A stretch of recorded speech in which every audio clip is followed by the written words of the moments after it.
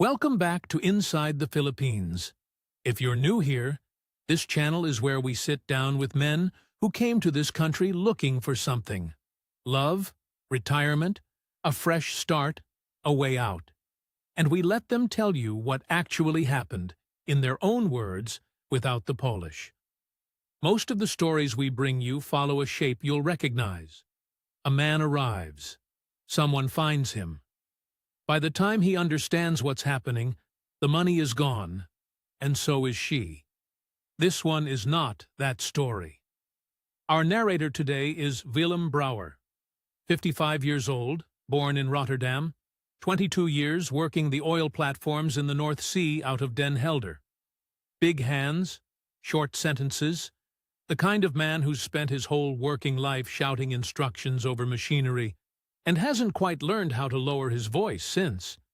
He came to the Philippines with money in his account and a hole in his life where his self-respect used to be.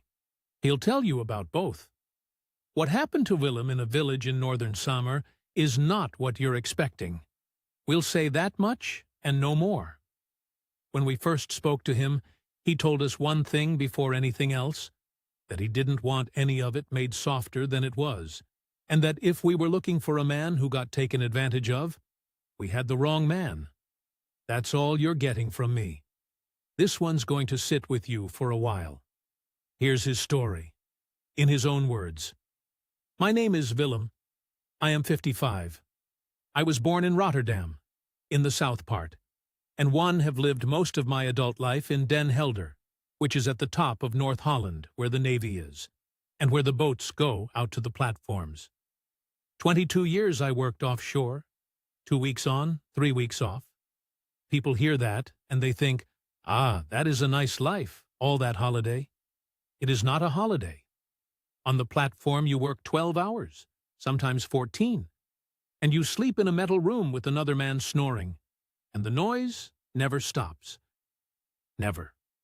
Even at night there is the turbine, and the sea hitting the legs, and the helicopter. When I came home for my 3 weeks, I could not sleep in a quiet room. My wife at the time, I had a partner then, Maria, we were not married. She said I walked around the flat at 4 in the morning like a burglar. The cold. That is the other thing. North Sea in February, the wind comes across and it goes through everything you are wearing. My hands still ache when the weather turns. Here in the tropics, they do not ache, which is one small thing in the plus column. But I was good at it. I want to be clear about that, because everything after is about not being good at something. I was good offshore. Hydraulics, mostly. Pumps, rams, the big deck cranes. If a system was leaking somewhere in 100 meters of pipework, I could find it, and I could find it faster than the young ones with their laptops. Men trusted me. On a platform that is not a small thing, because a mistake by me kills somebody who is not me. You carry that. It makes you blunt. You stop being polite because polite gets people hurt. And then 30 years later, you are in a restaurant being rude to a waiter and you don't know why. Good at it. Not happy. Those are two different machines, and I did not understand that for a long time. So, 22 years, and then I came off. I was 46. I took my payout, and I had my savings, because I saved everything. Offshore you cannot spend money. There is nothing to buy in the middle of the sea. And I opened a shop. Marine parts and hydraulic repair on the industrial side of Den Helder near the fishing harbor. Small unit, big roller door. I had a lathe, a press, a hydraulic test bench that cost me more than my car. I had my name on the front. Brewer. My own name on a building. I cannot explain to you what that felt like. My father worked in a paint factory for 38 years and never had his name on anything. I used to drive past the unit on a Sunday when it was closed, just to look at it. That is a stupid thing for a grown man to do. I did it anyway. 6 years it ran. And it ran well, mostly. Fishing boats, small work boats, some agricultural stuff. Then I took a contract with a company doing offshore support vessels. Bigger work than I had done before. Good margins on paper. I bought stock for it. I hired 2 men. I extended the unit. They went bankrupt, owing me €90,000. 90. And here is the part that one did not know, because I am a mechanic and not a lawyer. When they go bankrupt, you are at the back of the queue. The bank is at the front. The tax office is at the front. Willem Brouwer with his invoices is somewhere behind the cleaning company. I got nothing, not €1. And I had already paid for the stock. Then 2 years of lawyers because I was stubborn and because my brother-in-law said I had a case. Maybe I had a case. What I had for certain was a bill every month with a letterhead on it. So I sold things. In order, first the stock, which is nothing, you get scrap price. Then the machines. Then the van. Then the flat. The machines was the day. There was an auction, a liquidator, a man with a microphone standing in my unit talking very fast.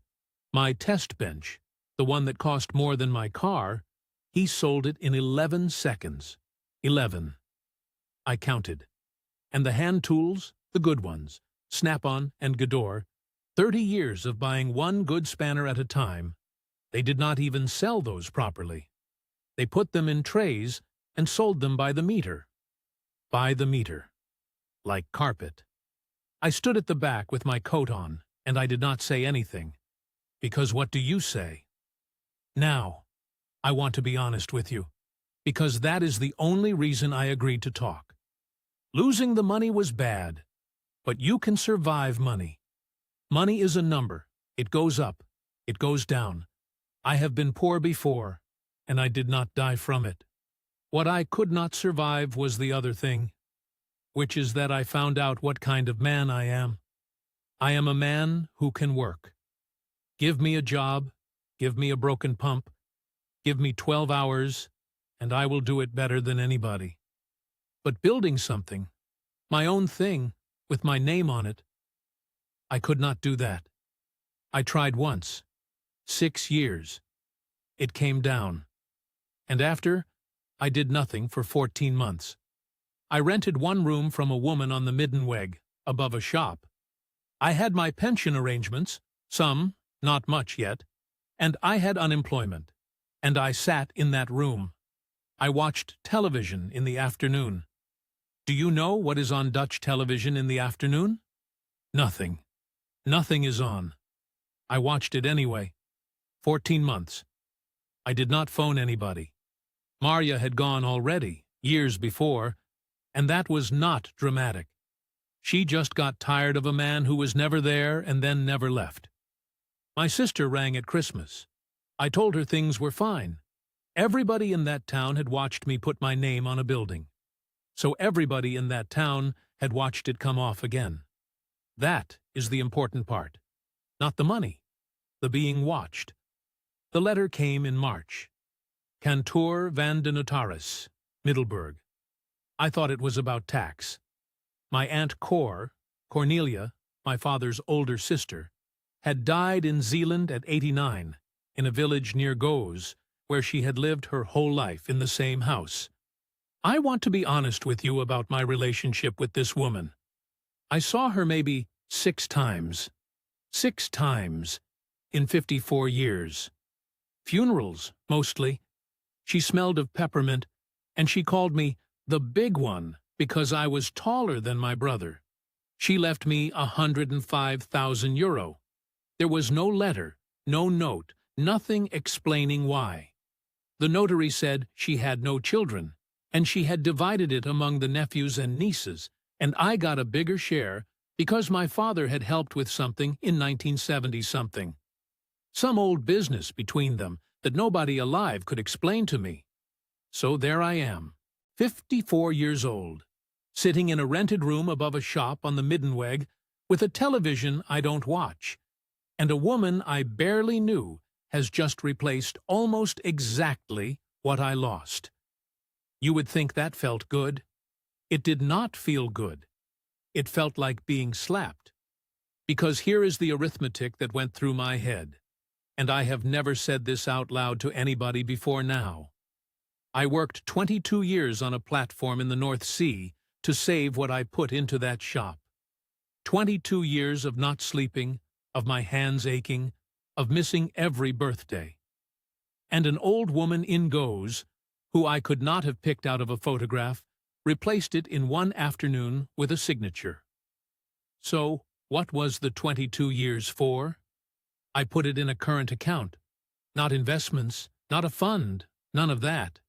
People said, "Willem, put it in something, the bank pays you nothing." I know. I do not care. I do not trust a thing I cannot take apart and look inside. I have opened up hydraulic systems that engineers swore were fine, and found the failure with my thumb. A pension fund I cannot open with my thumb, so it sat there, doing nothing. Like me. Now. Ruud van Beek. I worked with him maybe 9 years on the platforms. He was a rigger. Big loud man from Groningen, the sort who talks through a whole shift and says nothing. He had gone to the Philippines 4-5 years before. Dumaguete, on Negros. And he was on Facebook constantly. Photographs of a concrete house he had built, painted a color I would call salmon, and he called cream. Photographs of a dog, some brown mongrel called Piet. Photographs of his lunch. A photograph of a bill from a restaurant with a caption saying, 3 people, 4 beers, look at this. And the total was maybe €11. I looked at those pictures more than I should have. In the afternoon, with the television on, and nothing on it. And I want to be clear, because I know what this channel is, and I know what everybody watching is thinking right now. I was not looking for a woman. I was not on Filipino Cupid. I did not have some girl messaging me good morning with the sun emoji. I am not saying that makes me better than the men who did. It does not, and you will see soon enough it does not. But that was not what this was. What it was simpler. Everybody in Den Helder had watched me put my name on a building. Everybody in Den Helder had watched them take it off again. I went into the Albert Heijn, and the woman on the till knew. My old customers knew. I could not walk past that industrial unit, and Den Helder is not a big place, so I walked past it about twice a week. I wanted to go somewhere warm and cheap, where nobody had watched. I looked at Thailand. Everybody looks at Thailand. And I will tell you the exact reason I did not go. The language. I spent 22 years shouting instructions over a turbine at men who would die if they heard me wrong. I have no patience left. None. The idea of pointing at things in a shop, of a doctor not understanding me, no. In the Philippines, everybody speaks English. Better English than me, most of them, which was humiliating in a way I got used to. 6 weeks. That was the plan. 6 weeks to find out whether a man could live there. I flew Amsterdam to Manila, then the little plane down to Dumaguete, and I stepped out of that airport at about 2 in the afternoon in, I think it was November, and the heat came at me like an oven door opening. My shirt was through in 4 minutes. 4 minutes. And the noise, tricycles everywhere, hundreds of them. This angry little 2-stroke buzzing, and somebody's karaoke already going at 2 in the afternoon, some man murdering a Bee Gees song. Ruud met me with a bottle of San Miguel already in his hand. The first 2 weeks were good. He drove me around on his motorbike. We ate at a place on the Rizal Boulevard where you sit outside and the sea is right there, and the whole meal cost less than a sandwich at Schiphol. Grilled tuna belly, rice. I ate rice 3 times a day and stopped missing bread within a week, which shocked me. The expats, though. Ruud took me to a bar on the boulevard where they gather. Australians, Americans, 1 Dutchman apart from us, all of them somewhere between 60 and dead. and they talked about the same four things in a loop. Immigration, the last girl, what things used to cost, how the country is going down. I sat there for 2 hours, and I thought, I have come 9,000 kilometers, and I am in the canteen on the platform again, listening to men complain about the food. One of them, an American, Chuck or Chip, some name like that, gave me the whole lecture. Never put anything in her name. Never build on family land. They all have a Filipino husband somewhere. 2 hours of it. I did not listen to a word. And I want to be precise about why, because this matters later. It was not that I thought he was wrong. It was that I thought he was beneath me. He had a stain on his shirt, and he was drunk at 4 in the afternoon, and he was talking about a woman who left him in 2009. I thought, I am not this man. I have never been this man. You can be warned correctly by somebody you have decided not to respect. Then the warning does not go in. It just sits on the outside of you. Anyway, week 4, I went over to Cebu, because Rude said I should see a proper city before I decided anything, and I wanted to look at some marine workshops there out of habit, the way a bricklayer looks at walls. And on the second night in Cebu, at about 11 o'clock, I got a pain in my lower back on the left side that put me on the floor of the hotel bathroom. Kidney stone. I did not know that then. I knew only that something in me had failed, and I was alone in a country where I knew one man, on a different island. The hotel got me a taxi to a hospital in Cebu City. Not the big private one. This was the middle sort. Tiled floors, fluorescent lights, a security guard with a shotgun at the door like it was normal, which it is. They put me in a plastic chair in a corridor and told me to wait. It was maybe 1 in the morning by then. The place was full. Families sleeping, sitting up, a television bolted to the wall playing a game show with the sound off, and somewhere a floor polisher going back and forth at 1 in the morning. There was a woman 2 chairs down with an older lady asleep on her shoulder. I had a paper the nurse gave me with something written on it, and I tried to read it out, to ask what it meant, and I mangled the words so badly that the woman 2 chairs down laughed at me. Not politely, properly laughed. Then she said it correctly, twice, slowly, like you would to a child. That was Maravik. They kept me in that hospital 2 days. Kidney stone, small one, passed it on the second morning with a fuss I will not describe to you over your dinner. Total bill, P34,000, about $545. In the Netherlands, I would have paid nothing and waited 9 hours. Here I paid at a window before they would discharge me. That was my first lesson about this country, and I did not understand yet that it was the whole country in one transaction. Maravik was there both days, on and off, because her mother was in the ward down the corridor with something to do with her gallbladder that they were observing, which I learned later means we cannot afford to fix it yet. Her name is Maravik, 41 at the time. She worked as a housekeeping supervisor at a hotel in Cebu, not a fancy one of those mid-range business places near the Ayala Center where the rooms are clean and the aircon rattles. 12 years there.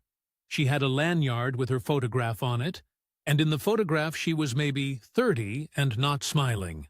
She was not beautiful, if I am honest. Well, no, that is not right either. She had a very direct face. She looked at you when you talked, which I was not used to, and she had a small gap in her front teeth that she covered with her hand when she laughed, which she did often, usually at me. I stayed in Cebu. That was not a decision I made in one moment. My 6 weeks became 8. Then I extended the tourist visa at the Bureau of Immigration on Mango Avenue, which cost about $3,500, 56, and took a morning of sitting on a plastic chair. Then I extended it again. Rude phoned me and said, "What happened to you?" And I said, "I am looking at some workshops here." Which was even true. I went and looked at 2 marine repair places down by the pier out of pure habit, the way a bricklayer looks at walls. Here is the part 1 have repeated to myself maybe 1,000 times since. So let me say it properly. She had a job. She worked 6 days a week, sometimes the 7 to 3 shift, sometimes the afternoon, and she was tired in a way I recognized. The specific tiredness of somebody who is responsible for other people's mistakes. When we ate, she paid her half. The first time I tried to pay for everything at a manginasal near her place, she put the money on the table anyway and looked at me until I took it. 4 months. 4 months. And she did not ask me for 1 peso. I know how that sounds now. I know that a man saying, "She never asked me for anything at the start," is the beginning of about 900 videos on this channel. But I need you to understand, it was not a technique with her. I have thought about it a great deal, and I do not believe it was a technique, because I tested her. And I want to tell you this because it does not make me look good. I left money out. Twice. Once in the hotel room, 8,000 on the side table under my sunglasses, and I counted it before and after. I left a phone box on a chair. A Cebuana had asked me to bring her a phone, some other woman I met once at a coffee shop, and I did not bring it, and the box sat there. And in the 3rd month I offered, straight out, to pay for her mother's operation, which was going to be maybe 150,000 alus at that point. The money did not move, not 1 note. And when I offered for the mother, she got angry with me. Properly angry, the only time in 4 months. She said, I remember it exactly, "I am not a project for you." And then she did not answer my messages for 2 days, which for a Filipina, if you have spent any time here, is an eternity. They message constantly. Good morning, "Eaten na ba?" A photograph of a chicken. 2 days of silence from Marivic was a slammed door. So I apologized. And I thought, right, this one is sound. That is the language I think in. I cannot help it. 22 years of inspecting things. When I met a person, my head made an assessment the same way it made an assessment of a pump.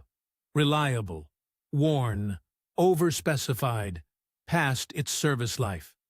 And what I decided about Maravich was, well-maintained, runs quiet, no leaks. Do you hear what is wrong with that? It took me 2 years to hear it. I never once asked what it cost her to run.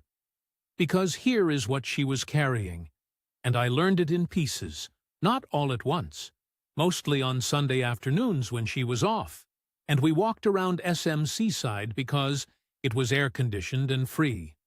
She was the eldest of 5. From a village in northern Samar, not Katarman, further out, up the coast. A barangay you will not find without asking 3 people. She came to Cebu at 19. Since she was 19, she had sent money home every single payday. Everyone. 22 years of it. I did the arithmetic once, later, and it made me put my coffee down. If she sent even $4,000 a month across 22 years, and it was more than that in the good years, that is over 1,000,000 pesos. That is more than she had ever held. She had paid for 2 siblings through school. She had paid for her father's motorcycle, and then for the repairs to the motorcycle, and then for a second motorcycle. She had paid for a funeral for a grandmother. And she still rented a room in Mandaue with a curtain instead of a door, sharing with 2 women from the hotel. And she owned, I am serious, 3 pairs of shoes. 22 years on the platforms, and I had a flat, and a van, and a lathe. 22 years of her life, and she had 3 pairs of shoes and a family who were fed. I respected it. That is the honest word. I have spent my whole life around men who worked hard, and I know the real thing when I see it. She was the hardest worker I had been near since the North Sea, and she never once complained about it, not one time. And when I said something like, "That is a lot for one person," she looked at me like I had said water is wet. "That is what being eldest means," she said. That was the whole explanation. That was all she thought was needed. I did not know the phrase then, utang na loob. Somebody told it to me months later and translated it as debt of gratitude, which is not right. It is not close to right. But it is the best you get in English. It is not a debt you pay off. It is a debt you carry. And carrying it well is who you are. I heard about it, and I thought, yes, fine. That is like a good crew. You carry your man. I did not think. And now there is a foreigner in the crew with €105,000 in a current account, and everybody upstream of her is going to feel that. Not because anybody was scheming, because water finds the low place. That is not malice. That is physics. In the 5th month, I flew back to the Netherlands for 3 weeks, gave notice on the room above the shop on the Middenweg, sold what was left, which fitted in a car, told my sister I was going to try living abroad for a while, and she said, "The Philippines?" in a voice I did not like, and I got short with her, and we did not speak properly again for a long time. I told Rude on the phone I was going to try it properly this time. He said, "Try what properly?" And I did not have an answer for him. I came back in February, took a place in Mabalo, a 1-bedroom on the 4th floor of a small building with a lift that worked most days, $22,000 a month, about $350. Maravich kept her room in Mandaue for another 3 months before she gave it up, which I did not understand at the time and understand completely now. She was not going to be a woman without her own door. We became official, whatever that means at our age. There was no conversation about it. There was a Sunday where she introduced me to 2 women from the hotel as her boyfriend, and then looked at me sideways to see if I would flinch. And then I started paying her. I want to be precise about this because it matters, and because I have listened to men tell this story wrong. She did not ask. I insisted. I said, "You send money home every month. That is fine. I will cover that, so you can keep something for yourself. $15,000 a month. €240. Less than I used to spend on diesel in a week in Den Helder." She said no. 3 times, over about 2 weeks. Then she said yes, on the condition that it was for her mother and not for her, which is a distinction I found strange then. Do you see what I did there? For 4 months, the thing that reassured me was that she would not take my money. And the moment she was mine, I set about fixing that. I turned the 1 clean gauge on the whole machine off. Because it felt good. That is the truth of it. Paying felt like contributing, and contributing felt like the exact opposite of standing at the back of my own unit in a coat while a man sold my spanners by the meter. Then the gallbladder. Her mother, Nane Lusing, everybody called her, small woman, maybe 45 kilos, hands like a fisherman, had been observing that gallbladder for over a year. In April, it stopped being something you observe. She was yellow. They took her into the same hospital where I met Maravich, and this time I was the one sitting in the plastic chair in the corridor at 1 in the morning. 180,000, around $2,900, laparoscopic, 4 days in a semi-private room, the surgeon's fee separate, the anesthetist separate, the drugs bought from the pharmacy downstairs and carried up in a plastic bag by a relative, which is how it works here. And you do not get a bill afterwards. You pay before. There is a window with a woman behind glass, and you count out banknotes, and she counts them again, and only then does anything happen. I stood at that window counting 1,000 peso notes with a queue behind me, and I thought, This is the most honest hospital I have ever been in. I do not regret that money.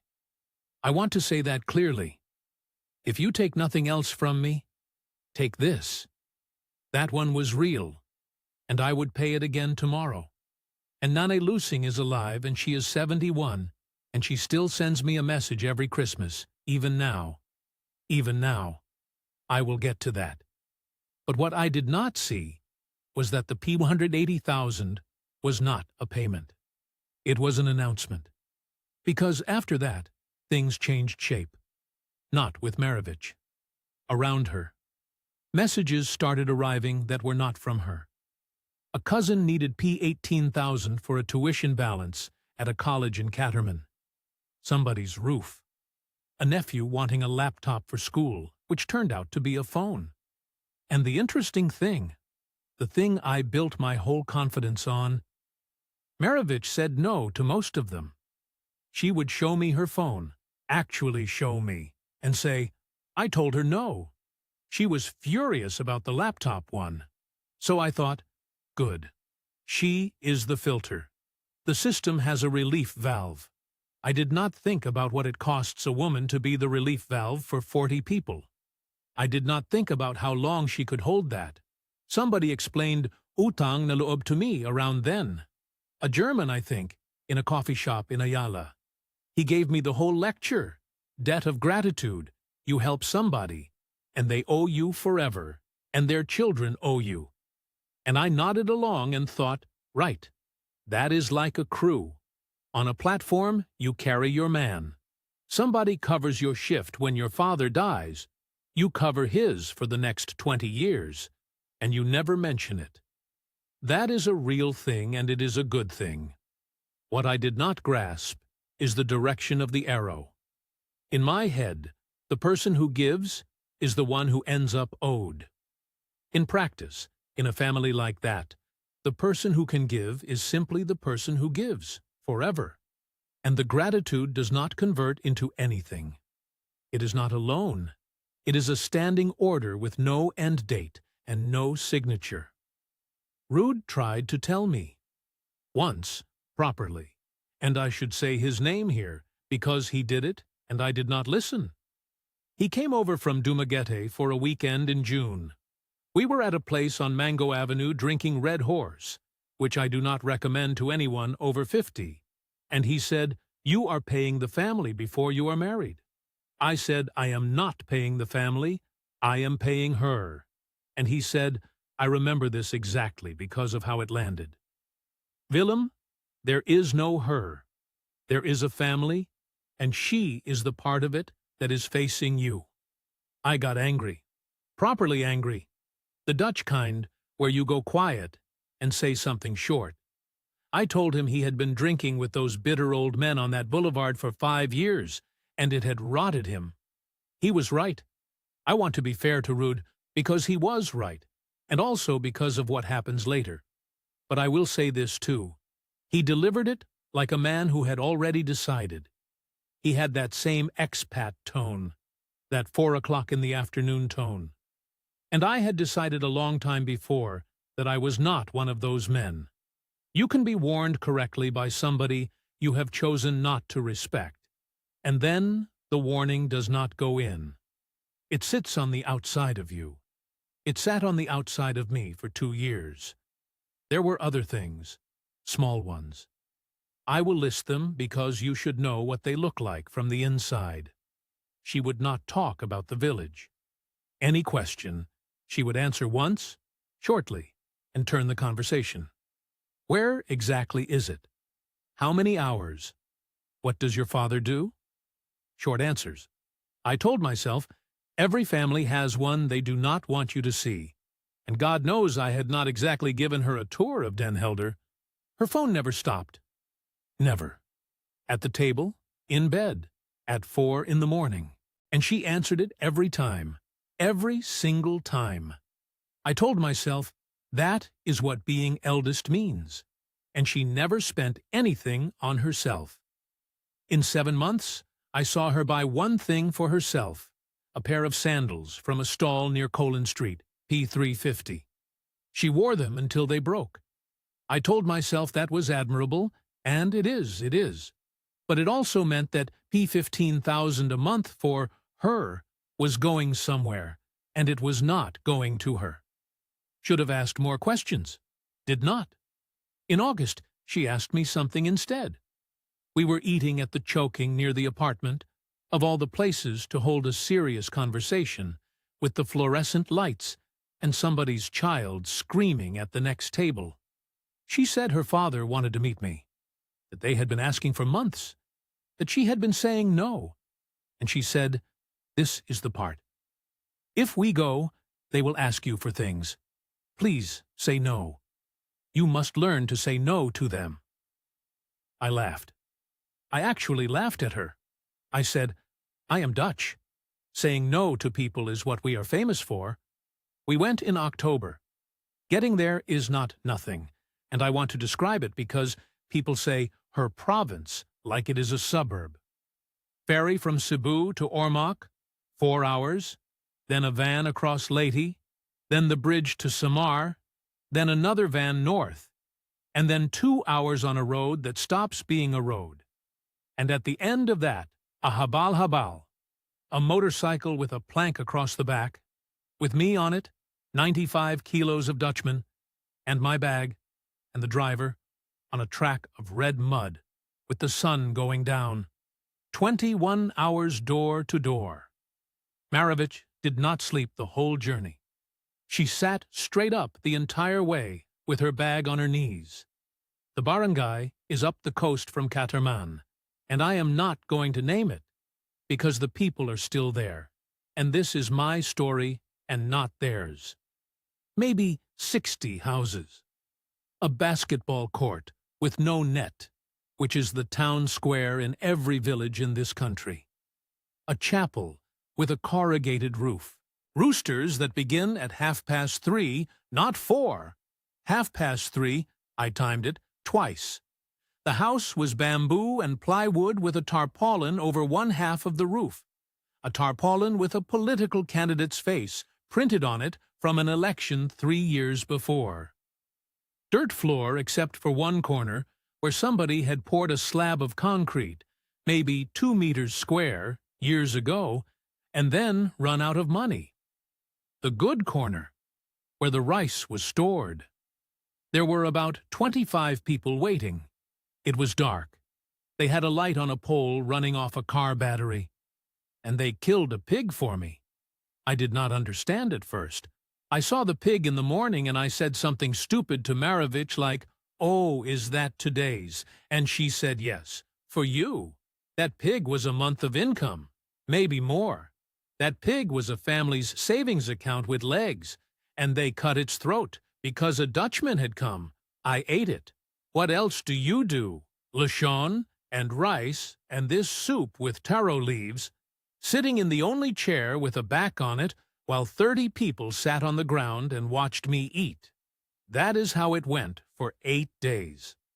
I was seated first, served first, given the fan, given the 1 bottle of San Miguel while everybody else drank tuba out of a plastic jug, which is coconut wine, and I will come back to that. Maravich's father, Tatay Rudy, 70, a fisherman with 1 bad eye, thanked me approximately 400 times. Everybody thanked me. Thank you po for nanay. Thank you po for coming. Children were brought to me one at a time and told to say good afternoon, sir, and then taken away again. When I walked into a group, the talking stopped. Not from fear. From respect. Which is worse. Nobody asked me a single question about myself. Not one.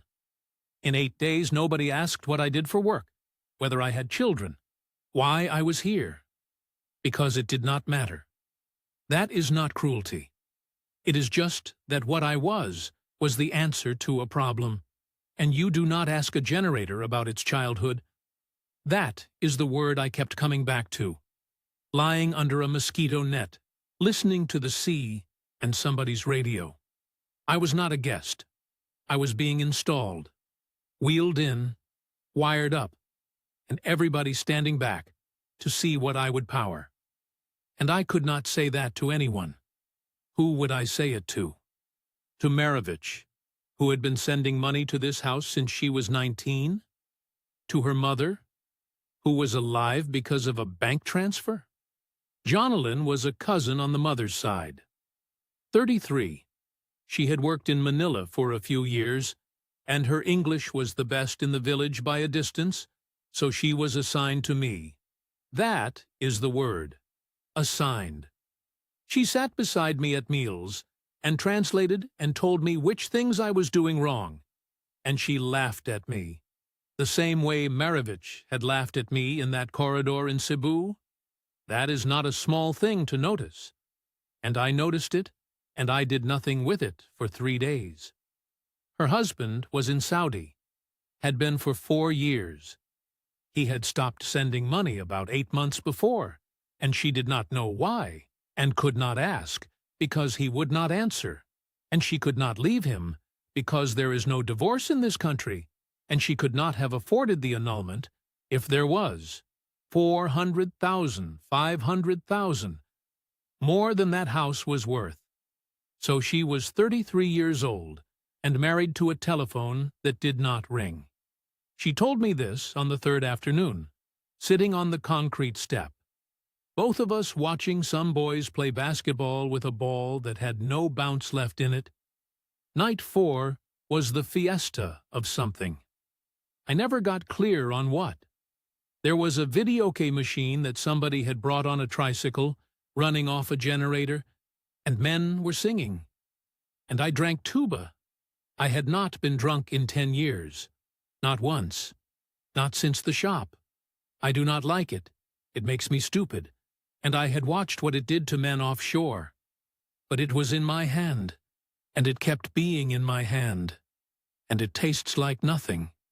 It tastes like sweet water. And then it is 2 in the morning. I want to be precise here because this is the part everybody clicked on, and I am not going to dress it up or hide it. I was standing behind the house near where they keep the rice sacks, because I had walked out of the noise. And Jonalyn came out too, and we talked for maybe 10 minutes about nothing. About Manila, about her husband, about whether Dutch people can dance.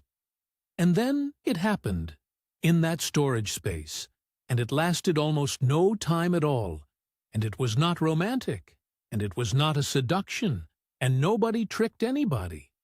I did it. That is the sentence. I have tried 100 other sentences over 2 years, and they are all worse, because they are all arrangements of the same facts, with a cushion under them. She did not trap me. She was not put there. She wanted out of that village exactly as much as I wanted out of Den Helder. And for 8 days I had been the only door either of us could see. I did it. I was 54 years old, and I had been treated like a king for 4 days, and I could not stand it. And instead of saying so, I did that. In the morning, nothing happened. That is the thing that has stayed with me longest. Jonalyn served me breakfast. Fried rice and a dried fish and instant coffee, 3 sugars. They always give you 3 sugars. And she said, "Good morning, sir," in front of everyone, and did not look at me strangely, and went to hang washing. Maravich asked if I had slept well. I said yes. Days 6, 7, 8, they made the proposal. Not aggressively. Maravich's uncle raised it, and Tatay Rudy agreed with it, and Maravich sat there with her jaw set and did not say one word, which I read at the time as her being embarrassed. A concrete house, hollow block, proper roof, 2 bedrooms, a tiled comfort room instead of the pit at the back. On the family land, the same plot. P1.1 million, about $17,500. Now understand what I knew and did not know. I knew a foreigner cannot own land here. Everybody knows that. It is in the first sentence of every article. I did not fully understand what it meant to put a $1,000,000 building on somebody else's title. But that was not the reason I said yes, and I will not pretend it was. I said yes on the 4th morning, in my head, standing at that breakfast with the dried fish in front of me. The other 4 days were just waiting for someone to ask. We started in January. Rainy season had broken, and Tate Rudy said the ground would take footings. I want to tell you about those 11 months honestly, and the honest thing is this: they were the happiest of my life since the shop. That is a disgusting sentence given what was underneath it. But it is true, and I said I would not soften anything, because I had something to do. Do you understand what that is worth to a man like me? For the first time since I stood in that unit in my coat, I had a job. I went to Samar every month, sometimes 3 weeks at a time, and I stayed in a room above a carinderia in Katarman for 600 a night, and rode out on a hobble-hobble every morning at 6. And I was good at it. I could not talk to the masons properly, but I could read a mix. Second week, I caught the contractor thinning the cement. The columns were coming out gray-white, chalky. You could scratch them with a coin. In the Netherlands, I would have shouted. Here I could not shout, so I stood next to the mixer every morning for 4 days and counted bags out loud in English like a lunatic, and after that the ratio was correct. Rebar spacing, I measured. Roof pitch, I argued about. Hollow blocks. They wanted the cheap ones from a yard near the highway, P13 each, and I paid P19 for proper ones from Calbayog and had them trucked in, which everybody thought was madness. P1.1 million became P1.25 million, because it always does. About $20,000. 2 bedrooms, a proper comfort room with a tiled floor and a real toilet, and a roof of coated steel sheet instead of tarpaulin. I was building something. That is the whole reason. And if you have understood nothing else about me, understand that. Then, in September, Jerome, Marovich's brother, 28, decent enough boy, no work, wanted a tricycle and a sari-sari store in the front room of the new house. $320,000, about $5,100. Motorcycle and sidecar was the bulk of it, then the franchise and bodywork, then stock, shampoo in sachets, Lucky Me noodles, cigarettes sold by the stick, load, Coke in the returnable bottles. I said yes without much thought, and I will tell you why. Because it was the one thing in the whole story that was an investment rather than a gift. A tricycle earns P400, 500 a day in a place like that. Running total if you want it. The surgery, the monthly P15,000 for 2 years. The house, the store, and the trike, plus the small ones, a burial for an uncle, a phone, 3 tuitions, the roof of the chapel, P40,000 for the fiesta, because they asked, and I could not think of a way to say no in front of 90 people. About 38,000 euro. Never once did it feel like a scam. Not once. And I want to be very clear with the men watching this who think they will spot it when it happens to them. It does not feel like being robbed. It feels like progress. I could see it. There were walls where there had been plywood. There was a vehicle with a plate on it. A scam is invisible. This had a roof. The land, though. I raised it once. April, I think. I was standing there with a set of hollow blocks going up on somebody else's property, and my Dutch brain finally spoke. And I said to Marovich, in the room we shared at her aunt's, quietly, "The title." "Whose name?" "Her father's," she said. I said, "So if he dies, or if this ends," and I did not even finish the sentence, and her face changed, and she said, "Willem, you are asking if my family will steal from you. That is not what I was asking." Or, "No, that is exactly what I was asking." But the wound in the room was real. It was not performed. She did not cry or shout. She just went completely still and looked at the wall. And later that evening her mother was kind to me in a careful way that told me she had heard. And I dropped it. I never signed one document. Not a lease, not a usufruct, not one of those long-term arrangements a lawyer in Cebu could have written for me in an afternoon for maybe 25,000.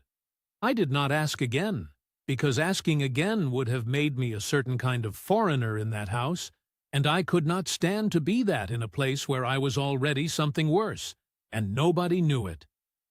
Do you see the mechanism? The guilt did not just make me spend. The guilt made me spend badly. It took away the one thing I actually had, which was the right to ask ordinary questions. I did not sleep properly from about March onwards. 2-3 hours, then awake at 4 with the roosters. I lost weight, which at my size people said was good for me, and I became short with her. That is the part one employs.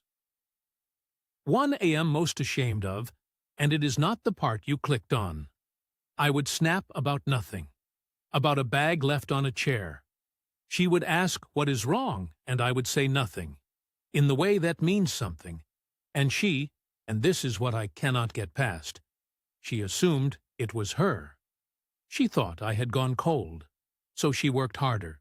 She got up earlier, she cooked things she thought I liked, she started asking whether I wanted to go back to Cebu, whether the province was too much for me, whether I was tired of her. A woman who had carried her entire family since she was 19, apologizing to me. Every day for months.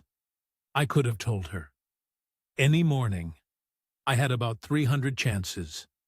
Anyway, November. The house was finished in September, and we had the blessing. The priest came from town. They put a cross above the door. In November, Jonalyn's husband in Saudi finally did what he had been doing for 2 years and formally cut her off.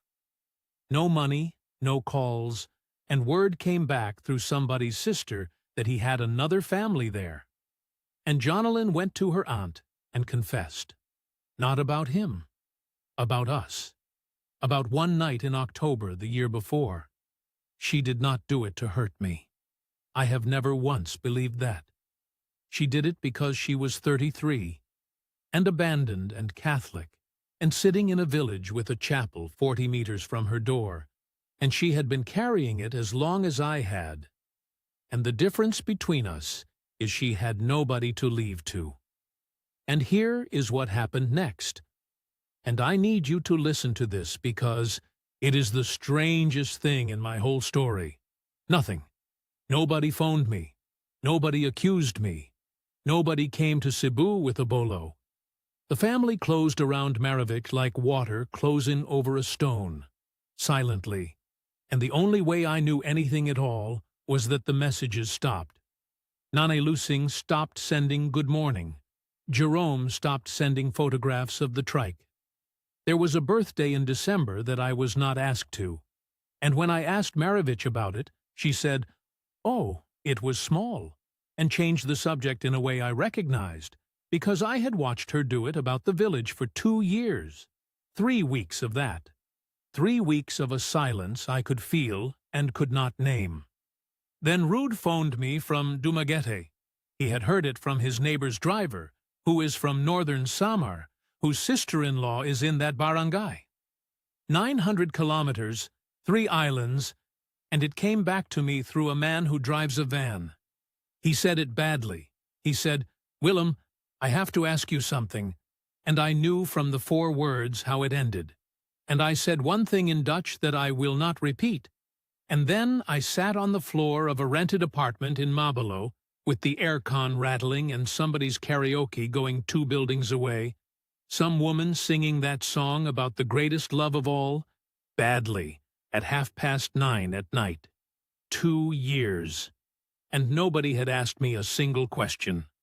I went to Cebu 2 days later, and I told her myself. That is the one thing in this whole story I can still defend. I could have let it come to her from an aunt, from Facebook, from a driver. I did not. I sat on the edge of our bed in Mabolo on a Tuesday afternoon with the aircon rattling, and I said it in about 4 sentences, plainly, the way you tell a man his hand is caught. She did not shout. I have thought about that more than anything else. 2 years, and she never once raised her voice at me. Not about money, not about my moods, not about this. She sat with her hands in her lap, and she asked me 2 questions. When? And whether it was more than once. I said, October last year. I said, once. She said, okay. Then she looked at the clock and said she had the afternoon shift, and she got up, and she put on her uniform, and she tied her hair, and she went to work. She went to work. 12 years at that hotel, and she was not going to lose a day of it over me. After that, it was messages. Shorter and shorter. I would write 4 paragraphs and get back okay or I am busy Po. Po, to me, after 2 years, which if you know anything about this country tells you everything. That little word going back in like a door closing. Then nothing. She did not demand a peso. No lawyer, no threat, nothing about RA 92622, which is the law here that a foreigner in my position ought to be very frightened of, and which she never once mentioned. She could have. She had every reason and every right, and a family behind her. And I want the men watching to sit with that for a second. Because it is the thing that finally proved to me what I had actually had. A woman running a scam makes a scene. A scene is leverage. A scene is where the money is. If she had been what those men on the boulevard in Dumaguete assured me every one of them is, that Tuesday afternoon would have been a performance, and there would have been a demand at the end of it. She just went to work. So let me do the accounting, since that is what people watch this channel for. About $38,000 gone in 22 months. The surgery, the monthly support, the house, the store and the tricycle, the small ones. I had $105,000. I have a bit under $40,000 now, because I also lived for 2 years, and flights, and rent, and the whole thing. I have no legal problem, no visa problem. I was never married, so there is nothing to annul, and that is pure luck rather than judgment. And there is a concrete house up the coast from Catarman with my money in every wall of it. Hollow blocks I paid P19 for, rebar I measured myself, a roof I chose the pitch of, and my name is on nothing. Not one document, not a lease, not a usufruct, nothing. In law I gave a gift to a man I met 8 times. I do not want it back. I want to be clear about that too. Nane Lusing is alive in that house, and she is 71, and she still sends me a message every Christmas. 3 lines, the same 3 lines. God bless you, Willem. Thank you, Po. From a woman whose daughter I did that to. I do not know what to do with those messages. I have never once replied. Rude and I are not what we were. He was right, and he did the hard thing of telling me, and I called him a rotted old man on Mango Avenue over a red horse. We speak. It is not the same. My sister and I still barely talk. That started before all this, and I have not fixed it. And that one is entirely mine as well. Now, what do I actually say to you? Not that I was cheated. I was not cheated. Everything I paid, I chose to pay, with my eyes open, and most of it went where they said it would go. I have watched 50 of these stories since, and I know the shape of them, and mine is not that shape. Here is what I have got, and it took me 2 years to get it. So take it. I came here to stop being a man who failed. That is all this was. A man in a rented room in Den Helder who could not walk past his own unit twice a week, with money in the bank that he had not earned, looking for somewhere to put down a weight. And when I found a family who needed exactly what I had, a family where the arrow points to whoever can give, I thought I had found a cure. I got to be useful. I got to build. Every peso I spent bought me a few days of not being the man at the back of the auction in his coat. That is not generosity. That is medicine. And you cannot buy your way out of shame, because the debt just changes currency. I paid $38,000, and I still ended up standing in a room in Mabalo, saying the worst sentence of my life to a woman who had never done anything to me except work. The first genuinely hard night I had. One night, drunk on tuba behind a house with a plastic roof, I did the exact thing that proves you are what you were afraid you were. I did not need Marovich's family to prove it. I did it myself for free in about 4 minutes. And I will not make Jonalyn the villain of it.